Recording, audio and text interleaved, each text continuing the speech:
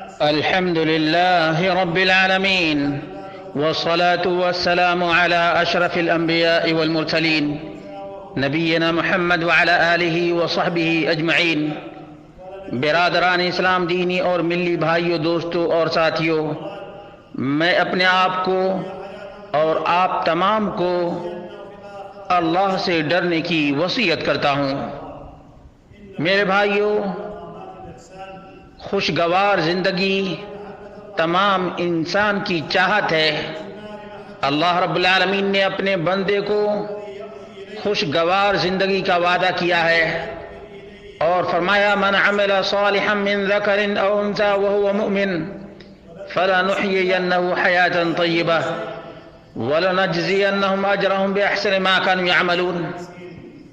اور حیات طیبہ دنیا میں یہ ہے کہ اللہ رب العالمین خوشگوار زندگی عطا کرتا ہے اور آخرت میں عمل سے بہتر بدلہ دیتا ہے۔ اللہ کے بندو، احسان کے مقامات میں سے ایک عظیم ترین مقام ہے اور رحمان کی محبت میں سے عظیم ترین ثمرہ ہے، اور یہ وہ آشیانہ ہے جس میں تمام تر حیران و پریشان کو جگہ ملتی ہے، اور وہ ہے اللہ رب العالمین سے انسیت۔ اور اللہ رب العالمین سے انسیت کی لذت اور حلاوت اس کے مقابل کوئی چیز نہیں ہو سکتی ہے۔ بہترین زندگی اللہ رب العالمین سے انسیت رکھنے والے کی زندگی ہے، اور انہی کی زندگی پاکیزہ زندگی ہے۔ اسی لیے کسی نے کہا تھا اگر بادشاہوں کو اور شاہزادوں کو معلوم ہو جائے کہ ہم اللہ رب العالمین سے انسیت کی کتنی لذت میں ہیں تو ہم سے برسر پیکار ہو جائیں گے۔ اور جو اللہ رب العالمین کو حقیقت میں جان جائے گا، اللہ رب العالمین سے انسیت رکھے گا اور دوسروں سے دوری بنائے گا، اور اللہ رب العالمین سے انسیت تمام سے بیگانہ کر دیتی ہے۔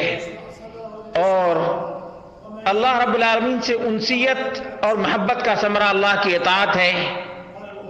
ہر وہ شخص جو اللہ رب العالمین کی اطاعت کرتا ہے وہ بہت ہی زیادہ خوشگوار محسوس کرتا ہے، اور جو اللہ رب العالمین کا نافرمان ہے وہ اپنے دل کے اندر تنگی اور ڈپریشن محسوس کرتا ہے، اور جتنے ہی گناہ زیادہ ہوتے ہیں اتنی ہی وحشت زیادہ ہوتی ہے۔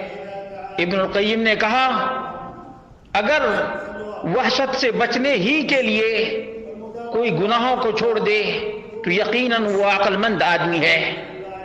اسی طرح سے اسلام کو مضبوطی سے تھامنا انسیت اور سلامتی کا مین دروازہ ہے، اور اس سے بڑھ کر وحشت کیا ہو سکتی ہے کہ آدمی دین کو ضائع کر دے، یقین کو گم پائے۔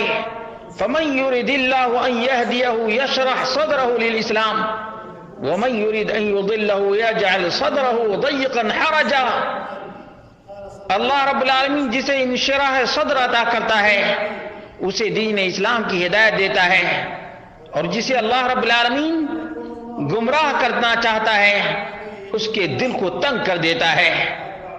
مفسرین کہتے ہیں کہ تمام تر نعمتیں دین حق کی پیروی میں ہے، عملی اور علمی اعتبار سے، اور دیندار یہ نعیم کامل میں ہے۔